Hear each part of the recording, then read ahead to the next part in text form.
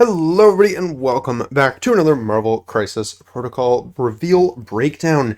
And today they have revealed some of the War of Kings and Gladiator box, and I'm very excited, as I know most of the community is, to jump right into this box and see what they're showing off here. So yeah, with that said, we're gonna go ahead and start taking a look. So, scrolling down the document here, I haven't really looked at this. I skimmed it real quick just to see how much stuff they were showing off, but I haven't actually taken a look at what they're revealing. So, first things first, we got a nice picture of the model here, and it is a really nice looking model. I am looking forward to getting my hands on this to paint it up. But then we scroll down a little bit more, and we see two of the crises that they're going to be giving us here. So, yeah, the first one here is Guardians Save Shi'ar Empress in Style. This is going to be a 17 threat secure. Place 4 security terminal tokens on as shown on the map below. So that's going to look like, what is that? That's 4 and... Oh, is that 4 and 3 or is that 5 and 2? That looks like it might be 5 and 2, which means this isn't a G map or a B map. It's kind of in between. Interesting. Okay, new map, cool. Terrible for pre-marked maps, but we kind of knew that was going to be a thing when they said they were getting rid of the lettering system, so is what it is. Alrighty. So you're going to get 1 VP for each one you're controlling during the cleanup phase. It looks like they're pay-to-flips here, so you're always rolling 3 dice. I do like that. I think this might be the one we already saw. Yeah, I think so, because crits, wilds, hits, succeed. You need healthy, or need more than the number of healthy characters contesting. Makes sense. And then you now control it. And if a character is holding 1 or more extracts, then you reroll a die. Yeah, I think this is the one we already saw in the reveal from a few days ago, so cool. Alrighty. But yeah, getting a better look at it, I do think that says 5 and 2. I'm going to scroll in on that real quick. It's very blurry, but yeah, going to lean towards 5 and 2, so that's definitely interesting. That's not quite as far forward as the sword-based map, if so, because I believe that's 4 and 3. Someone can correct me on that if I'm wrong, but yeah, very interesting there. The other one we have revealed here is Ship Security Breached in Royal Rescue. This is a 20 threat extract. Looks like it's using the same map as Skrulls here. So you're going to get 1 VP for each character you control that's holding a key card, okay? So you can pick up key cards, you can only have 1 at a time, and when a character holding a key card interacts with an objective, after the effect is resolved, it gains 1 power. Interesting, so this is something you kind of want to be playing with, like pay-to-flips and other interactable secures, because obviously you can't pick up another one, so you won't be interacting with more extract objectives. Interesting how that's been designed, because that's going to be that secondary effect is going to be effectively useless if you're not playing on, say, a pay-to-flip. And I think they did say that these two are going to be kind of together in the little campaign that it's coming with, so they'll work together nicely for that. You have the key cards, and then you can use those key cards to have better odds with the security terminals and get your power back. So that is definitely a cool kind of way they've been designed together. I definitely like that. Interesting that there's going to be no effect outside of when you're playing on a pay to flip. Like if you get like this and let's say Infinity Formula, it just has no effect. They are just there, and that is a little boring, but otherwise not too bad. Alrighty, scrolling down from these two, looks like they're revealing Gladiator next. So very exciting here. We're going to be seeing what he is all about. So he's coming in with 4/5/4 defensive stats, 9 stamina as a 6 threat. Okay, so yeah, there was a little bit of speculation on his threat. A few people did throw 6 around, and looks like that is what it's going to be. He's going to be a size 2 with a medium move, and I believe he's on a medium base, so that's pretty fast for a, just any model. So cool. Alrighty, going into his attacks here. The first one is Praetor Punch. We saw there's a card that gives him some sort of like crackback with this. They might reveal that later on as well. This is going to be a range 3 6 dice physical attack. He's going to gain power based on the damage dealt, so your standard builder there. And it's going to have a wild suppressive to make the target character lose a power for each wild in the attack roll. Alrighty, cool. Not too shabby. Nothing crazy there so far. Next we have his I-Beam attack. This is going to be a beam 4 5 dice 2 cost energy attack, and it's going to have a wild incinerate for anyone who gets hit by that. So that's really cool. 5 dice on a beam for 2 cost. I'm not 100% sure how I feel about it, but it is a beam 4, so you will be able to hit lots of characters. But yeah, only being a wild incinerate kind of makes that a little bit risky to pull off, but we'll see what else he has on his card that might help him with that, or just kind of other models that can synergize to make that a little bit better. Next, he's got his kind of main spender here. It looks like Magister's Might. This is going to be a 5 cost, 10 dice, range 3 physical attack. Man, they love throwing these huge dice numbers around lately. It's going to have a wild stagger, okay, sure, and a wild throw before damage. This is Hulk Spender. This is Hulk Spender. Oh, it's a way throw, so not any direction. But yeah, this is just Hulk Spender with 2 less dice and 1 less power. Oh, and range 3. Okay. So not quite just Hulk Spender, but this is very, very similar to Hulk Spender, which I mean makes sense as a 6th threat. Yeah, I mean, turns out this is good. Being able to stagger and throw things is pretty good. Oh, and Hulk's I think might be an automatic throw as well. Not 100% sure on that. Maybe. I'm blanking on that for some reason all of a sudden. You guys can let me know down below. But yeah, this is a good spender. On 10 dice, you're probably getting that wild most of the time, and those are both really, really good triggers if you don't just take them down with a 10 dicer. So, yeah, that's pretty good. Next, we have For the Empress and Empire. This is a 3-cost action. You're going to make a move followed by a Praetor Punch. Okay, so it's basically a charge. If this attack deals damage, this character gains 1 confidence token. The superpower can be used only once per turn. Okay, so there was a ton of theories about whether or not he was going to have some sort of token mechanic with this, and looks like he is. We don't know what they do yet. I'm sure that will be explained later on his card, but cool. So it's an extra expensive charge, but it is going into a range 3 attack, which definitely makes it feel really, really good. And if he manages to deal damage, he's going to gain some confidence. Cool. He's got Imperial Authority. This is a 3-cost. Choose an interactive terrain feature of size 4 or less within range 2 of this character and throw it long. The superpower can be used once per turn. Okay, cool. So terrain throw, we're throwing it long, so you're getting good distance on it, but otherwise it's a size 4, no character throw on there, so the only way you're removing characters around, it looks like, is going to be through that Magister's Might here, which is fine. It looks like he's going to be dealing a pretty good amount of damage otherwise, so that's alright with me. And yeah, turns out long throws are pretty good. Costing 3 is definitely going to be a thing he's going to have to keep in mind, but still not bad at all.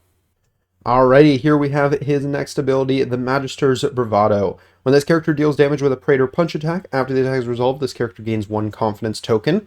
Okay, so that's interesting. If you use this this charge here, you're going to gain 2 confidence tokens effectively. One for having dealt damage after the attack, and then the other one just if this attack deals damage, which I don't actually know when the timing on that would be, but we'll see if it really matters. Either way, it looks like that would stack. Otherwise, what's the point of having it in the charge?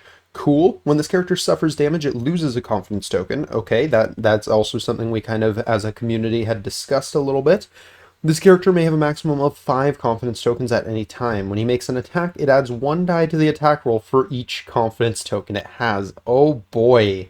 Up to +5 dice, meaning he can throw potentially 11 dice builders, but it means your opponent's not paying any attention to him, and they're just letting him keep building up those tokens and not doing damage to him. I really like that. It's going to be hard to tell how balanced that's going to be, if it's going to be too easy to gain the tokens or too easy for your opponent to take them away from you.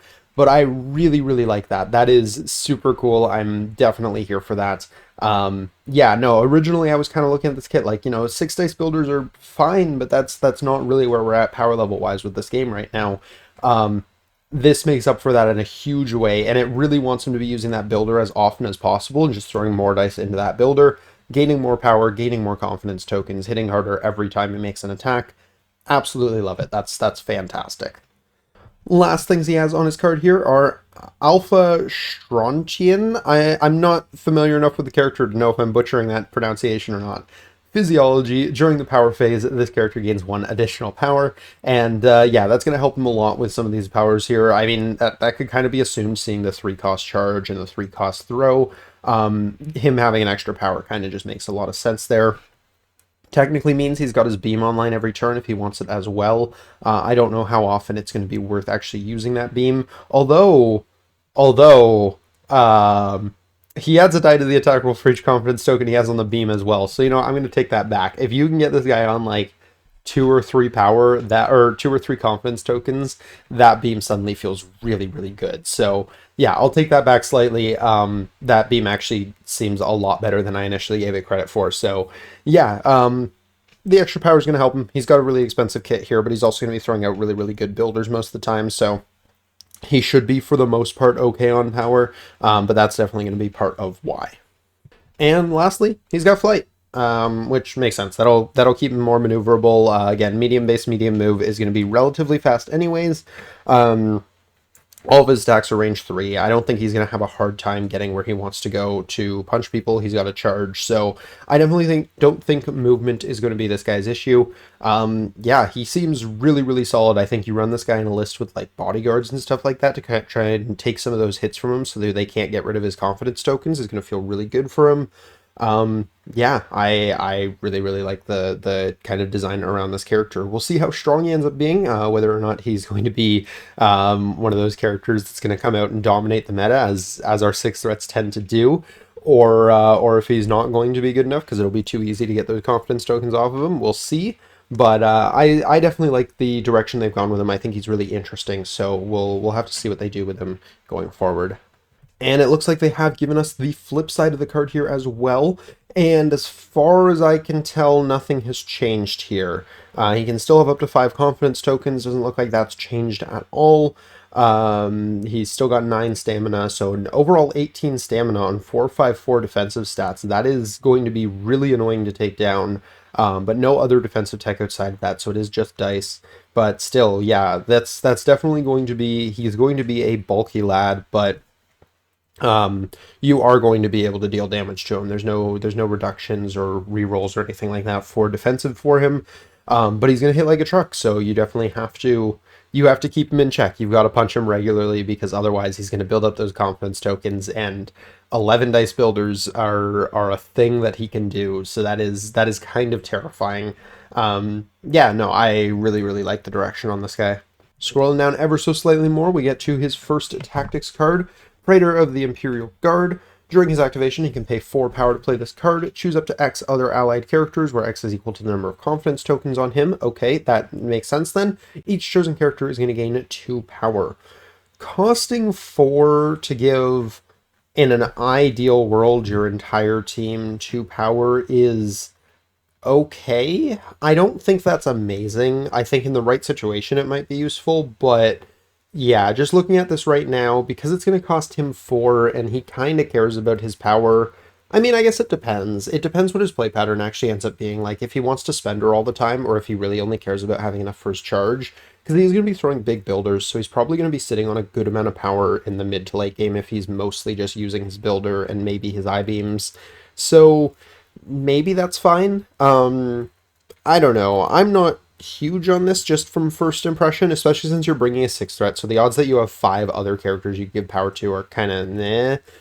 So realistically, most of the time this isn't getting more than 2 or 3 other characters.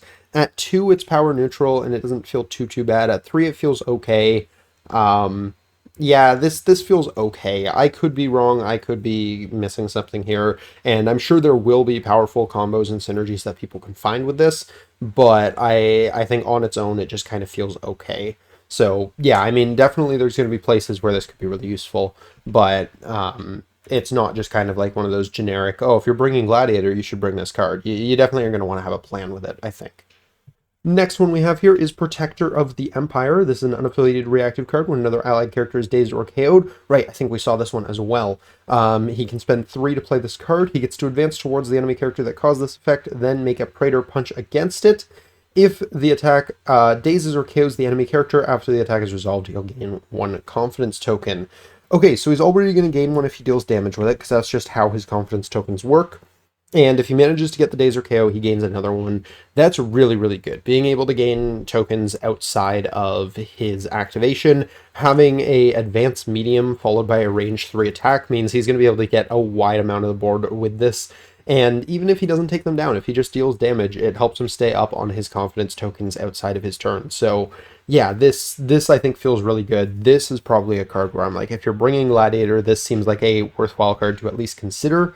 Because, I mean, if you don't have any of your allied characters getting dazed or KO'd the entire game, then you're probably feeling okay about how the game is going. So yeah, I like this one a fair bit. I think this is probably going to be a really, really solid card with him. And that looks like the end of the panel to play here. So they only gave us 2 of the scenarios this time. They're definitely slow rolling these out to us because, I mean, it makes sense. You know, that is 10 scenarios to reveal, so it makes sense they're going to take their time giving those to us slowly. But it does look like we got most, if not all, of Gladiator things today. Obviously, we got a stat card, which is really, really interesting. He kind of seems like an inverse Hulk sort of thing where the more he deals damage, the harder he hits. Whereas Hulk, it's like the more he takes damage, the harder he hits. So I think it's kind of cool. I think playing the two against each other will be really, really interesting. But yeah, I think he's a really, really neat character. He's got some cool design space in him with the confidence tokens.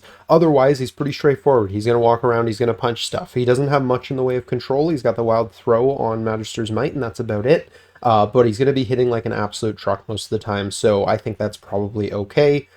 Tactics cards wise, I do really like Protector of the Empire. I think that's going to be really good. I think some people are going to find some really good combos with Praetor of the Imperial Guard, and that'll make it really, really good. Definitely can be nice if you have like characters that you know are going to need to be powered up, and Gladiator can pretty consistently have an okay amount of power on them, so you can kind of play around that if you need to.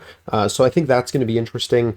But yeah, I think overall, like Gladiator himself definitely looks really, really fun to me. I'm going to be throwing this guy down as soon as I get the chance because even though I haven't read the War of the King storyline, and I am meaning to do so because I want to get caught up before the kind of mini campaign comes out so I can run that on the channel and at least kind of know what I'm talking about. He just looks like a lot of fun to play, so I'm gonna be throwing him down for sure. But let me know what you guys think, how you guys are feeling on Mr. Gladiator here. I'm really liking him, but obviously always curious to hear what you guys think. Do you guys think he's going to be too strong? Do you think he's going to be too weak? Definitely curious. Same for his cards. Am I misreading these? Do you guys think this one is a lot better than I'm giving it credit for? Are you guys a little bit more down on Protector of the Empire than I am? Or, you know, do you guys agree? And do you guys think this card looks really good? This card looks all right? Very curious to hear what you guys think. And then the scenarios. I'm definitely really happy with Guardian Save Shi'ar Empress. Ship Security Breach, I think it's interesting, but I think its effect only mattering on some of the extracts, or some of the secures, is a bit of a downside to me. That said, they are going to be presumably rotating some things around when this box comes out, so it's possible we're going to have very, very few non-interact secures, which I don't know how I'd feel about that if that is the direction they choose to go, but it is possible that that kind of removes my issue with this, so interesting kind of win-loss sort of situation there. But yeah, I think that's going to do it for my thoughts. This video is already going a little bit longer than most of my panel plays usually do, so we're going to go ahead and wrap things up here. But I hope you guys have enjoyed. If you did, please do drop a like down below. Subscribe if you're new to the channel. We break down stuff like this as soon as it comes out all the time, and we also do things like battle reports and other discussion-focused content, so if you're a fan of any of that sort of thing, feel free to jump on in. But that's going to do it for now, so until next time, have a great day, everybody. Peace.